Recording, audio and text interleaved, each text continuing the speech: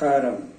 మొట్టమొదట కాపు కుటుంబ సభ్యులందరికీ వైకుంఠ ఏకాదశి శుభాకాంక్షలు. ఈరోజు 68వ పుట్టినరోజు జరుపుకుంటున్న కాపు అల్లుల మొట్టమొదటి అల్లుడు మన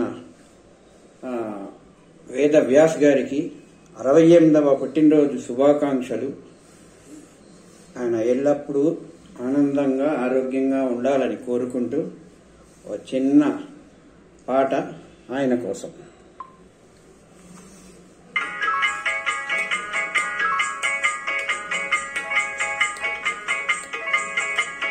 భలే మంచి రోజు, వసంతైన రోజు, వసంతాలు పూచే నేటి రోజు,